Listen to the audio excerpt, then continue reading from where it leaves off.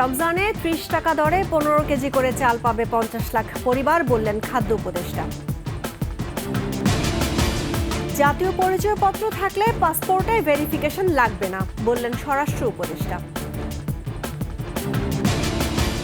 আইন কানুনের তোয়াক্কা না করে মেট্রো স্টেশনের নিচে দোকান, যাত্রীদের ভোগান্তি।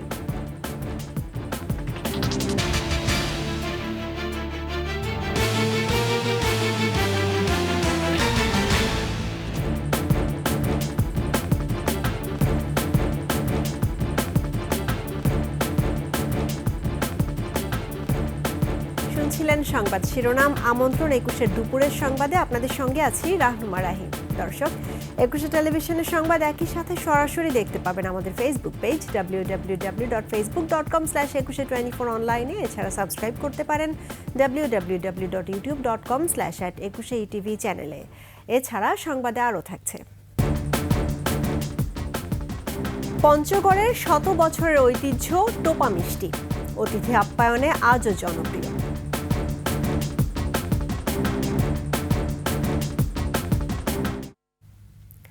রমজান ও ঈদ সামনে রেখে মার্চ এপ্রিলে ৭,৮৩,০০০ মেট্রিক টন চাল সরবরাহ করা হবে।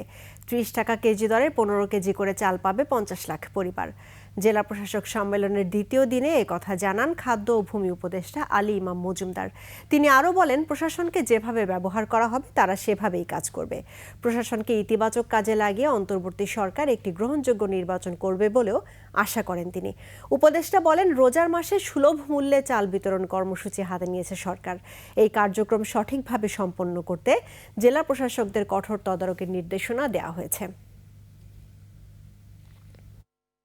রোজার মাসে খাদ্য মন্ত্রণালয়ের মাধ্যমে বিশাল পরিমাণ খাদ্যশস্য অত্যন্ত সুলভ মূল্যে এবং ক্ষেত্র বিশেষে কিছু আবার বিনামূল্যে যাচ্ছে। মার্চ মাস, এপ্রিল মাস, ২ মাস ১.৫ লাখ করে ৩ লাখ মেট্রিক টন চাল যাবে খাদ্য বান্ধব কর্মসূচিতে। এটা পাবে ১৫ টাকা কেজিতে পাবে, প্রতি পরিবার ৩০ কেজি করে পাবে। জাতীয় পরিচয়পত্র থাকলে পাসপোর্টে ভেরিফিকেশন লাগবে না বলে জানিয়েছেন স্বরাষ্ট্র উপদেষ্টা।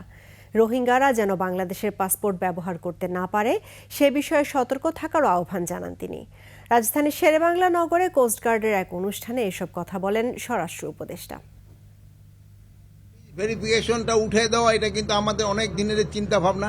এটা কিন্তু জনগণের একটা ভোগান্তি থেকে কিন্তু রক্ষা করা হয়েছে। এখন রোহিঙ্গারা যদি, যেহেতু পুলিশ ভেরিফিকেশন দরকার হবে না এই পাসপোর্ট পাওয়ার জন্য যাদের ন্যাশনাল আইডি আছে, এখন তার ন্যাশনাল আইডি সময়েই যেন রোহিঙ্গারা ন্যাশনাল আইডি না পায়, এই জন্য ব্যবস্থা নেওয়া হবে। বৈষম্য বিরোধী ছাত্র আন্দোলনে মিরপুর থানার আনোয়ার হোসেন পাটোয়ারি হত্যা মামলায় সাবেক মন্ত্রী হাসানুল হক ইনু ও ওয়ার্কার্স পার্টির সভাপতি রাশেদ খান মেননকে ফের রিমান্ডে নেওয়া হয়েছে।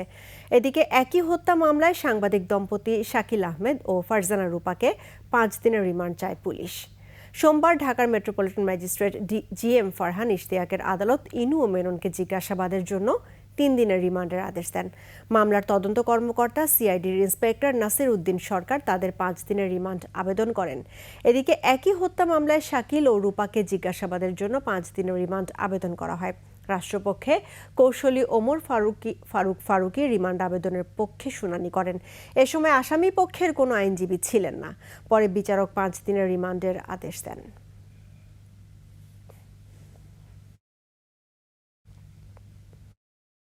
মিরপুর থানা মামলা, এটাও একটি হত্যা মামলা। এই মামলায় ৪ জনের বিরুদ্ধে রিমান্ড প্রার্থনা করেন। তারা হলেন সাবেক অবৈধ মন্ত্রী মেনন, হাসানুল হক ইনু এবং শাকিল আহমেদ এবং ফারজানা রূপা। এদের জন্য তদন্তকারী কর্মকর্তা, এটা একটি হত্যা মামলা। এই মামলায় ৫ দিনের রিমান্ড প্রার্থনা করেন। বিজ্ঞ আদালত ফারজানা রূপা এবং শাকিল আহমেদকে 5 দিনের রিমান্ড মঞ্জুর করেন এবং হাসানুল হক ইনু এবং মেননকে 3 দিনের রিমান্ড মঞ্জুর করেন। মেট্রো স্টেশনের নিচে ফুটপাতে দোকান দেয়া নিষেধ থাকলেও সেসব আইন কানুনের তোয়াক্কা করছেন না দোকানিরা। মিরপুর 10-এ মেট্রো স্টেশনের নিচের পুরো ফুটপাতে চলছে দখলদারিত্ব।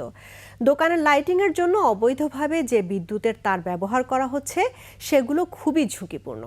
এতে সবচেয়ে বেশি ভোগান্তি পোহাচ্ছেন মেট্রো রেলে চলাচলকারী যাত্রীরা। সুমন রাহানের ক্যামেরায় সিরাত আল মুস্তাকিমের রিপোর্ট। ঝুঁকিপূর্ণ বিদ্যুতের তার আর ফুটপাতের দুপাশের দোকানের মাঝের সামান্য রাস্তা দিয়ে এভাবেই প্রতিদিন চলাচল করছেন হাজার হাজার মানুষ। মিরপুর 10-এর মেট্রো স্টেশনের নিচের ফুটপাতের চিত্র এটি। মেট্রো স্টেশনের নিচে ফুটপাত বা কোনো ধরনের ভ্রাম্যমাণ দোকান বসানো সম্পূর্ণ নিষেধ, কিন্তু আমার দুই পাশের অবস্থা দেখে মোটেও বোঝার উপায় নেই এটি মিরপুর 10-এর মেট্রো রেলের নিচের অবস্থা। দুই পাশে ফুটপাতের দোকানের কারণে সবথেকে বেশি ভোগান্তি পোহাচ্ছেন মেট্রো রেলে যাতায়াতকারী সাধারণ যাত্রীরা। ঢুকতে এবং বের হতে চরম বেগ পেতে হচ্ছে তাদের। স্টেশনের নিচের পুরো ফুটপাত এখন ভ্রাম্যমাণ দোকানের দখলে। স্টেশনে ঢুকতে এবং বের হতে সমস্যায় পড়ছেন যাত্রীরা। নষ্ট হচ্ছে স্টেশনের সৌন্দর্য তো নিশ্চিত নষ্ট হচ্ছে। ফুটপাত মুক্ত হতো তাহলে মেট্রো রেল আরো ভালো হতো। দুই পাশ দিয়ে দোকান, এখন অসুবিধাই হয় আমাদের হাঁটাচলা করা। বিশেষ করে সবচেয়ে বেশি সমস্যায় পড়েন নারী যাত্রীরা। ফুটপাতের ভিড়ের কারণে শিকার হন ব্যাড টাচেরও। ঢাকাঢাকির কারণে ভিড়ের মধ্যে চুরি বা মানে অনেক কিছু প্রবলেম হয়, প্লাস ব্যাড টাচ তো আছেই। একজন মানুষ আরেকজন মানুষের মধ্যে গায়ের মধ্যে ঢুকে যায়, আর মেয়ে মানুষদের তো হাঁটার জন্য আরো কষ্টের ব্যাপার এটা। এদিকে দোকানের লাইটিং করার জন্য যে বিদ্যুতের লাইন নেওয়া হয়েছে সেগুলো খুবই ঝুঁকিপূর্ণ। মেট্রো স্টেশনের লোহার পিলারের সাথে বাঁধা হয়েছে এসব তার। এখান থেকে যে কোনো সময় ঘটতে পারে বড় ধরনের দুর্ঘটনা। দোকানিরা বলছেন তাদের জন্য অন্য জায়গা ব্যবস্থা করে দিলে তারা এই জায়গা ছেড়ে দেবেন। আমাকে যদি অন্য জায়গায় ভালো একটা পজিশন দেখে আমাকে ব্যবসা করার সুযোগ দেয়, আমরা এই জায়গায় করবো। আমি তো এখানে দোকান মাঝে মাঝে বসে, মাঝে মাঝে বাইরে হয়ে কোনাতে নিয়ে যাই। সাধারণ পথচারীদের দাবি দ্রুতই হকার মুক্ত করা হোক ফুটপাত, যাতে স্বস্তিতে চলাচল করতে পারেন সবাই। আমরা যারা নাগরিক আছি তারা আমরা ফুটপাত মুক্ত রাজধানী চাই। সিরাত আল মুস্তাকিম, 21 টেলিভিশন, ঢাকা। দুপুরের সংবাদে একটা বিরতি নিচ্ছি। যখন ফিরছি তখন অন্যান্য খবরের সঙ্গে আরও থাকবে। ঢাকা মাওয়া এক্সপ্রেসওয়ের শ্রীনগরে 3 পরিবহনের মধ্যে সংঘর্ষ, আহত 23।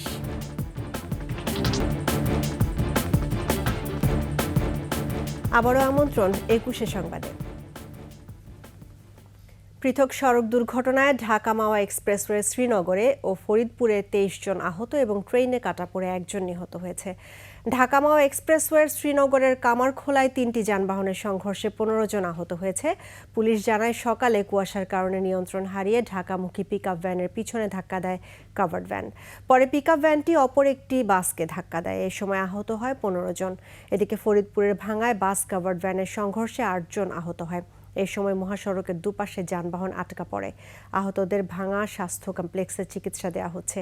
এদিকে ফরিদপুর সদরের বায়তুল আমান পাটাদার ডাঙ্কির মোড়ে ট্রেন দুর্ঘটনায় 1 জন নিহত হয়েছে। দুর্ঘটনা দেখতে গিয়ে আহত হয়েছেন আরেক যাত্রী। নাটোরের সড়ক দুর্ঘটনায় মারা গেছেন 1 জন।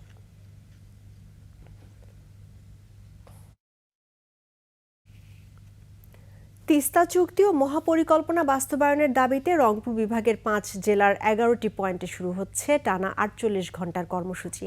জাগো বাহে তিস্তা বাঁচাই স্লোগানে কুড়িগ্রামে তিস্তা নদী রক্ষা আন্দোলনের উদ্যোগে এই কর্মসূচি পালন করবেন তিস্তা পাড়ের মানুষ। কর্মসূচির মধ্যে রয়েছে সমাবেশ, পদযাত্রা ও সাংস্কৃতিক পরিবেশনা। তিস্তা নদী রক্ষা আন্দোলন কমিটির প্রধান সমন্বয়ক বিএনপির সাংগঠনিক সম্পাদক আসাদুল হাবিব দুলু জানান, তিস্তা চুক্তি ও মহাপরিকল্পনা বাস্তবায়ন কোনো ব্যক্তি, গোষ্ঠী বা রাজনৈতিক দলের নয়। এটি রংপুরবাসীর আন্দোলন। কর্মসূচিতে অংশ নিতে নীলফামারীতে তিস্তা ব্যারেজের পশ্চিম অংশের হেলিপ্যাড মাঠে আসতে শুরু করেছেন নেতাকর্মী ও স্থানীয় কৃষকরা। বিকেলে কর্মসূচি উদ্বোধন করবেন বিএনপি মহাসচিব মির্জা ফখরুল ইসলাম আলমগীর।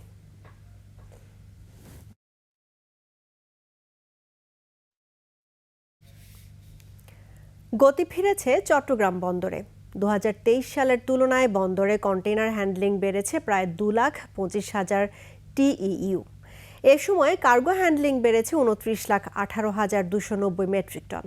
বন্দরের গতিশীলতা ধরে রাখতে বে টার্মিনাল নির্মাণ প্রকল্প বাস্তবায়নে জোর দিচ্ছেন সংশ্লিষ্টরা। চট্টগ্রাম থেকে বিপ্লব মজুমদারের ক্যামেরায় হাসান ফেরদৌসের তথ্য, ছবিতে ডেস্ক রিপোর্ট।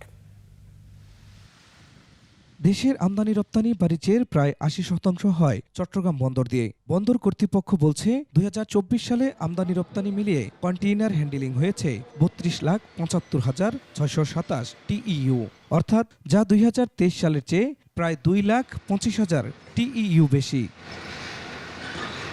অপরদিকে 2024 সালে চট্টগ্রাম বন্দরে কার্গো অর্থাৎ খোলা পণ্য হ্যান্ডলিং হয়েছে 12,31,48,583 টন, 2023 সালে হ্যান্ডেলিং হয়েছিল 12,39,83,014 টন। আমরা সার্বক্ষণিকভাবে নিরাপত্তা দিয়ে থাকি। আমাদের সার্বক্ষণিক সিসিটিভি মনিটরিং হয়, সার্বক্ষণিক আমাদের বিটিএমআইএস মনিটরিং চলছে।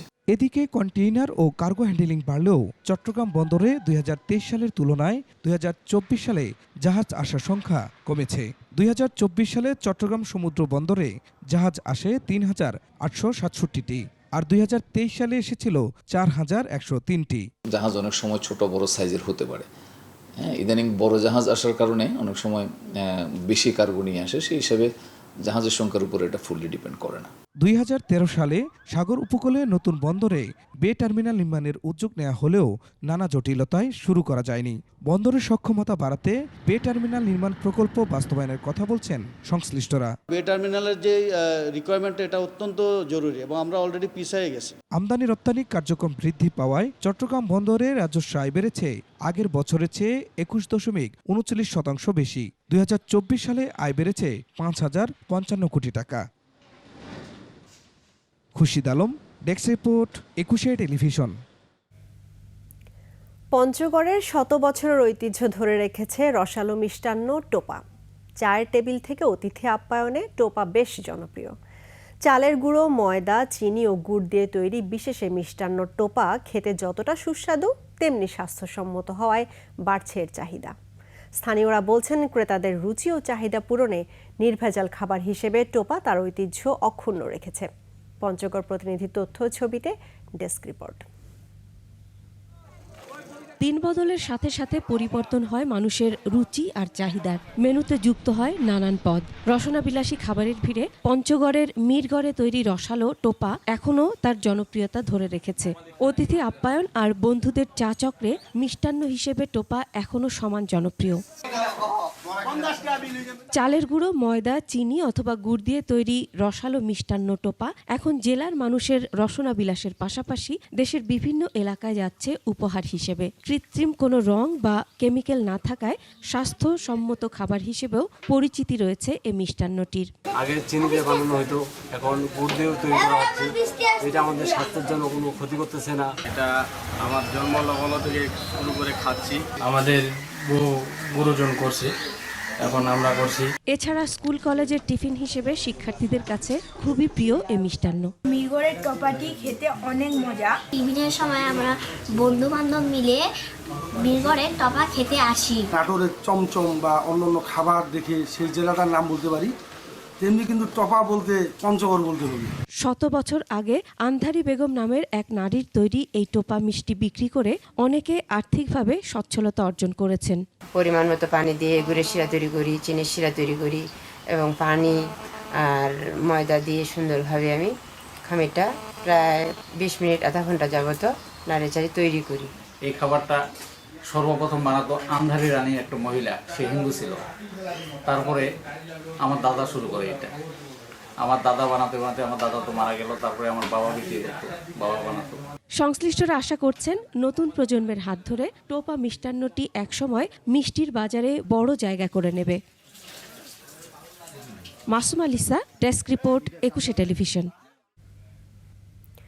আর এরই সঙ্গে শেষ করছি দুপুরের 21 সংবাদ। তবে যাবার আগে সংবাদ শিরোনামগুলো জানাবো আরও একবার।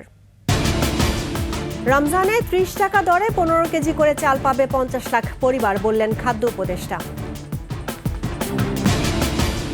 জাতীয় পরিচয়পত্র থাকলে পাসপোর্টে ভেরিফিকেশন লাগবে না, বললেন স্বরাষ্ট্র উপদেষ্টা।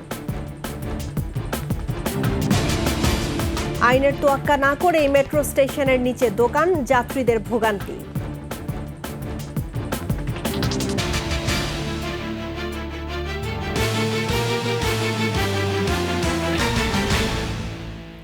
দর্শক, 21 সর্বশেষ খবর জানতে ডায়াল করুন 2021 নম্বরে, আর ভিজিট করুন 21-tv.com ওয়েবসাইটে। ফেসবুকে ভিজিট করতে পারেন www.facebook.com/2124 অনলাইনে। এছাড়া সাবস্ক্রাইব করতে পারেন www.youtube.com/@21tv চ্যানেলে। এতক্ষণ সঙ্গে থাকার জন্য ধন্যবাদ। আমাদের পরবর্তী সংবাদ আয়োজন বিকেল 5টায় দেখার আমন্ত্রণ রইল। 21-এর সঙ্গেই থাকুন।